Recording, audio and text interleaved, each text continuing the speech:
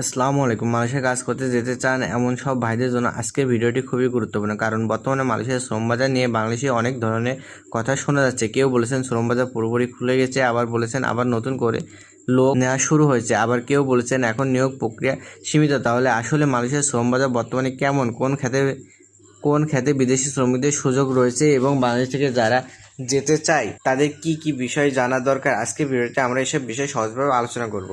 বর্তমানে মালয়েশিয়ার বিদেশি শ্রমিকদের প্রয়োজন রয়েছে, কারণ দেশটির বিভিন্ন খাতে বিদেশি কর্মীরা গুরুত্বপূর্ণ ভূমিকা পালন করছে। মালয়েশিয়া ইমিগ্রেশন বিভাগে 2026 সালে পরিসংখ্যানে 2 মিলিয়নের বেশি সক্রিয় বিদেশি কর্মীর তথ্য দেখা যাচ্ছে। অর্থাৎ মালয়েশিয়া অর্থনীতি বিদেশি শ্রমিকদের উপস্থিতি এখনও অনেক বড়। তবে এর মানে এই নয় যে বর্তমানে যে কেউ ইচ্ছা করলে মালয়েশিয়ায় গিয়ে কাজ করতে পারবেন। বিদেশি কর্মী নিয়োগের ক্ষেত্রে নিয়োগকর্তাকে নির্দিষ্ট অনুমোদন ও কোটা প্রক্রিয়ার মধ্য দিয়ে যেতে হয়। মালয়েশিয়ার সরকারি তথ্য অনুযায়ী বিদেশি কর্মী নেওয়ার জন্য নিয়োগকর্তার কোটা অনুমোদন প্রয়োজনীয় এবং এরপর নির্দিষ্ট ভিসা কর্মসংস্থান পাশের প্রক্রিয়া সম্পন্ন করতে হয়।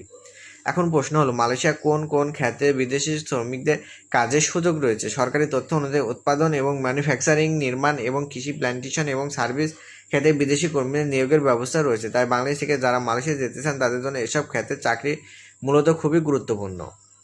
ম্যানুফ্যাকচারিং ক্ষেত্রে বিভিন্ন কারখানা, উৎপাদন, packaging, machine operation, over house বিভিন্ন ধরনের কাজ করতে পারে। নির্মাণ খাত, রাজমিস্ত্রি, হেল্পার, স্টিল বা অন্যান্য নির্মাণ সম্পর্কিত কাজে দক্ষ শ্রমিকদের প্রয়োজনও হতে পারে। কৃষি, প্ল্যান্টেশন খাতে বাগান, ফসল এবং অন্যান্য কৃষিভিত্তিক কাজের শ্রমিকের প্রয়োজন রয়েছে। তো সার্ভিস ক্ষেত্রেও বিভিন্ন ধরনের কাজ রয়েছে, তবে কোন সময় কোন কোম্পানি কতজন শ্রমিক নেবে সেটি কোম্পানির চাহিদা এবং সরকারি অনুমোদনের উপর নির্ভর করে। তো এখানে বাংলাদেশি কর্মীদের জন্য সবচেয়ে গুরুত্বপূর্ণ বিষয় হলো, শুধু মালয়েশিয়ার শ্রমিকের চাহিদা শুনে কোনো দালালকে টাকা দেওয়া যাবে না। বর্তমানে বাংলাদেশ থেকে মালয়েশিয়ার শ্রমিক নিয়োগ নিয়ে দুই দেশের মধ্যে প্রক্রিয়া ও নীতিগত আলোচনা চলছে। সম্পর্কিত প্রতিবেদনে দেখা যাচ্ছে, বাংলাদেশি এই শ্রমিক নিয়োগের বিষয়টি দুই দেশের মধ্যে নতুন করে কাজ ও আলোচনা চলছে এবং নিয়োগ প্রক্রিয়াকে আরও নিয়ন্ত্রিত করার বিষয়ে গুরুত্ব দেওয়া হচ্ছে।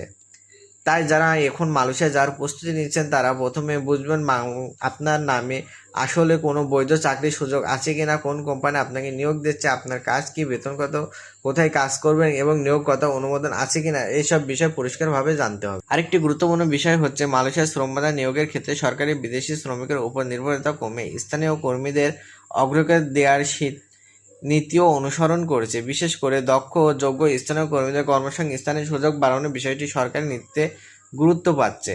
এর ফলে ভবিষ্যতে দক্ষ কর্মীদের গুরুত্ব আরও বাড়তে পারে। তাই আপনি যদি electrician, welder, machine operator, technician, নির্মাণ কাজে দক্ষ শ্রমিক বা অন্য কোনো নির্দিষ্ট কাজে দক্ষ হন, তাহলে আপনার দক্ষতার প্রমাণ বা অভিজ্ঞতার কাগজপত্র থাকা আপনার জন্য উপকারী হতে পারে। এখন আসি বেতনের বিষয়ে।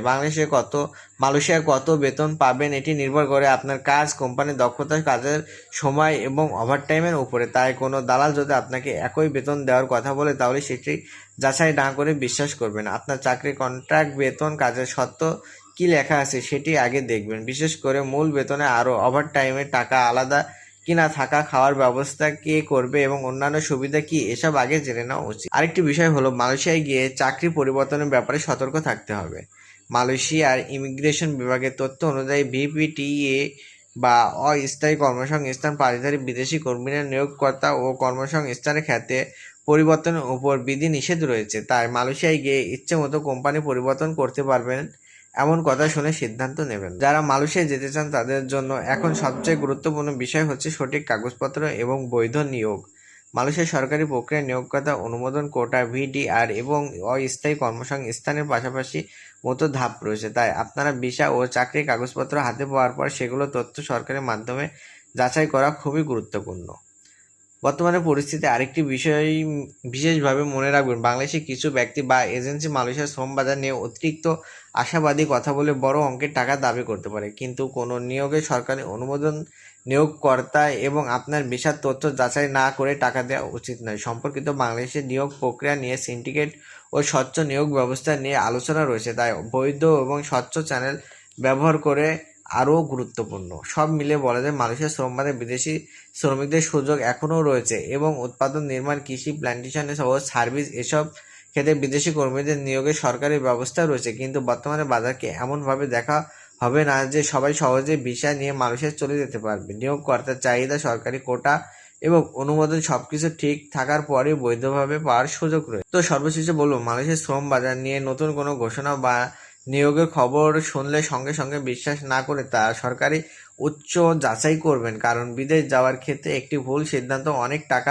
এবং সময় নষ্ট হতে পারে। সঠিক তথ্য জেনে বৈধ কাগজপত্র নিয়ে এবং অনুমোদন প্রক্রিয়া মালয়েশিয়া যাওয়ার সবচেয়ে গুরুত্বপূর্ণ। তো আশা করি আজকের ভিডিও থেকে আপনারা মালয়েশিয়া বর্তমান শ্রম বাজার সম্পর্কে একটি পরিষ্কার ধারণা পেয়েছেন।